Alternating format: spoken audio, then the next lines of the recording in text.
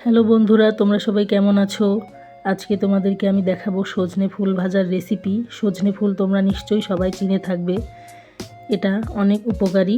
গত বছর আব্বা দাদি বাড়ি থেকে একটা ডাল নিয়ে বাগানে লাগিয়েছিল। এবছর গাছ ভরে ফুল ফুটেছে। সকাল সকাল বাগানে গিয়ে গাছের নিচ থেকে ফুলগুলো কুড়িয়ে এনেছি। অনেক ছোটোবেলায় খেয়েছিলাম, ঠিক কত বছর বয়সে খেয়েছি মনে নেই। আজকে অনেক বছর পরে খেতে যাচ্ছি। তো কথা না বাড়িয়ে মূল রান্নায় ফিরে যাই।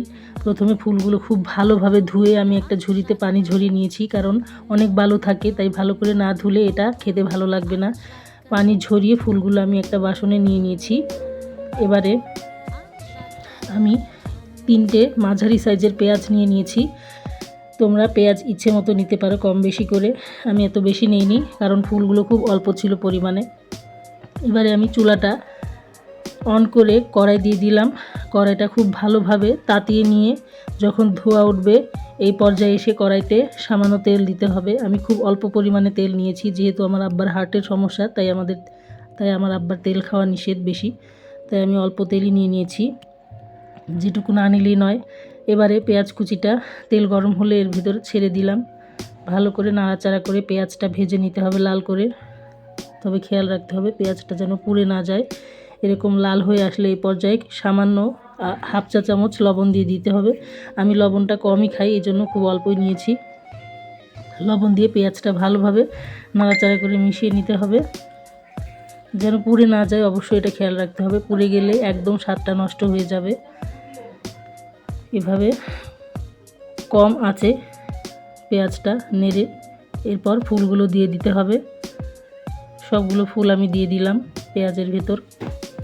এবার চামচ দিয়ে ভালো করে নেড়েচেড়ে মিশিয়ে নেব।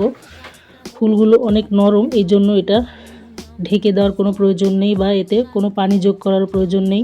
আর আমি কোনো প্রকার হলুদ বা মরিচের গুঁড়া ব্যবহার করিনি, কারণ ফুলটা যেহেতু সাদা, তাই ফুলের স্বাদটা যেন বজায় থাকে, এই জন্য আমি বাড়তি কোনো মশলা ব্যবহার করিনি। শুধুমাত্র তেল, লবণ আর পেঁয়াজ দিয়ে রান্না করেছি। ফুলের মশলা দিলে ফুলের স্বাদটা অন্যরকম হয়ে যাবে, তাই মশলা দিইনি আমি ইচ্ছা করেই। তোমরা চাইলে মশলা দিয়ে নিতে পারো, তবে মশলা ছাড়াই আমার কাছে অনেক ভালো লাগে। এতে করে অরিজিনাল ফুলের স্বাদটা পাওয়া যায়। আমি ভালো করে নেড়েচেড়ে ভেজে নিচ্ছি। দেখো বন্ধুরা, প্রায় হয়ে এসেছে। এটা এত নরম যে খুব বেশিক্ষণ লাগে না হতে, অল্প সময়ের ভেতরেই হয়ে যায়। এই সজনে ফুলটা অনেক উপকারী। এটা খেলে চোখের জ্যোতি বাড়ে, চুলের গোড়া শক্ত হয়, এছাড়াও অনেক উপকার, অ্যান্টিঅক্সিডেন্ট। সজনে শাক, ডাঁটা সব কিছুই অনেক উপকারী। এটা নিশ্চয়ই তোমাদেরকে নতুন করে বলার কিছু নেই, সবাই জানো। তো ফুলগুলো প্রায় হয়ে এসেছে, আমি নেড়েচেড়ে নিচ্ছি যেন তলায় লেগে না যায়। একদম ফুলগুলো খাওয়ার জন্য রেডি। এই পর্যায়ে আমি ফুলগুলো একটা বাসনে নামিয়ে নেব। আমার ফুলটা একদম রেডি হয়ে গেছে। কতদিন পরে যে খাবো তার ইয়ত্তা নেই, মনেই নেই কত বছর আগে খেয়েছিলাম, অনেক ছোটোবেলায় খেয়েছিলাম। এখন আমি ফুলগুলো একটা বাসনে নামিয়ে নিলাম। ফুলগুলো একদম চুপসে নেতিয়ে গেছে, তাই পরিমাণে অল্প হয়ে গেছে। এই ফুলগুলো গরম ভাতের সাথে খেতে অনেক ভালো লাগে। আমি হাত দিয়ে ভাত মেখে খেতে অনেক পছন্দ করি। আমি ভাতের সাথে মেখে খাচ্ছি। তোমরাও বাসায় চেষ্টা করে দেখতে পারো, ফুলগুলো ভেজে খেতে অনেক ভালো লাগবে। দেখো, আমি হাত দিয়ে মেখে ভাতটা খাচ্ছি ফুল দিয়ে, অনেক স্বাদ হয়েছে। তোমরা বাসায় অবশ্যই এই ফুল ভাজি করে দেখবে। তো আজকে এই পর্যন্তই। সবাইকে ধন্যবাদ। সবাই ভালো থেকো।